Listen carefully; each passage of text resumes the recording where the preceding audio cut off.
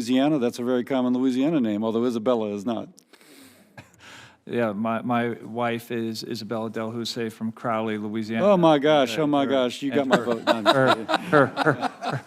Her mother was the Republican mayor of Crowley, Louisiana for 8 years. And is she related to the jockey that did so well?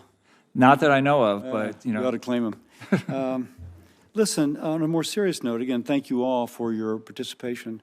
When negotiating Mr. Crane, when negotiating the bipartisan infrastructure bill, we established a compromise, and that was bipartisan. It was really bipartisan, and it kind of reflected that which folks from the left and the right would agree to.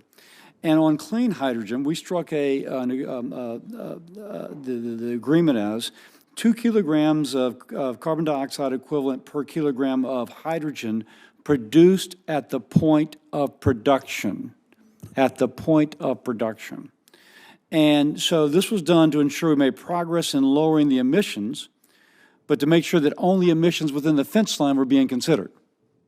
Now, one of the frustrating things is DOE has released draft guidance defining clean hydrogen based upon the full life cycle.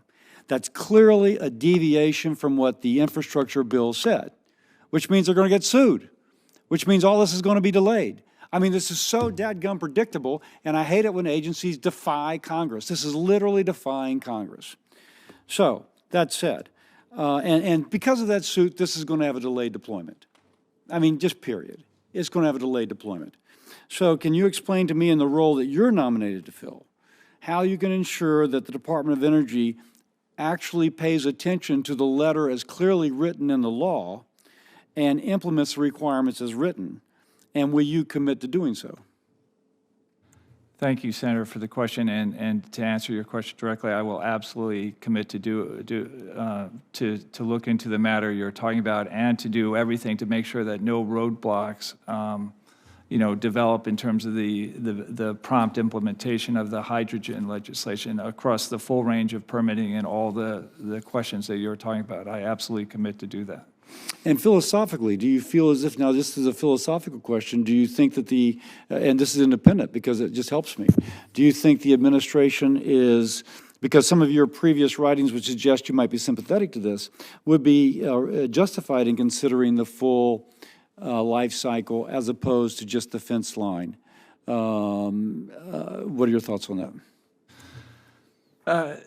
Senator, the full life cycle analysis, which is, as far as I understand, is not the dispositive criteria. It's one factor that's being looked at, but it's very complicated to figure out when you're doing full lifestyle, evaluation of basically any human activity. It's very hard to know where you draw the line. So I don't necessarily believe it's not something to be looked at, but again, I've sensed in my 2 months at the DOI, I haven't actually sensed any desire to flout the will of Congress. In fact, particularly with the hydrogen provisions, I've been in meetings where members of the Department of Energy are poring over every word in the legislation to make sure that the FOAs that go out, meet the intent of Congress. And I commit to you that we will continue to play it right down the middle of the fairway, like as Congress intends. Next, if you will, thank you for that.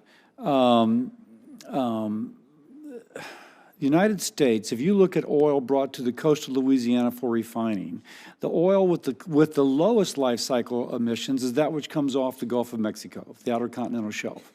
And yet this administration has had a reluctance to permit leases, to lease and to permit development of U.S. Resources on federal lands. And instead we're bringing in oil and gas from, or at least oil from other countries, which actually has a higher life cycle greenhouse gas emission profile. Now, this is incredibly frustrating for an administration which claims that it wants to lower emissions to favor products from other countries. By the way, the job's going there as well. So what are your thoughts? Does it make sense that the United States is prejudiced against developing resources in North America, creating American jobs, and having a lower life cycle emission profile, or not, I guess? Senator, I support the proposition that domestic production is always going to be favored to any foreign source of oil or any other strategic commodity or strategic mineral.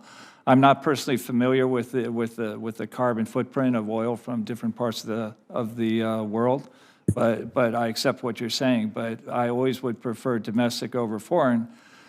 I would say that's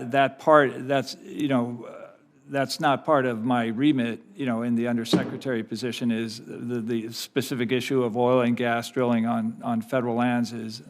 I understand that. That's not part of But it gives my me a sense of mandate. your philosophy.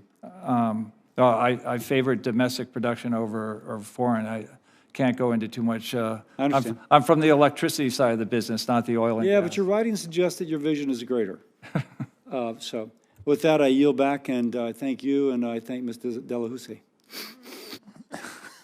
Thank you, Senator.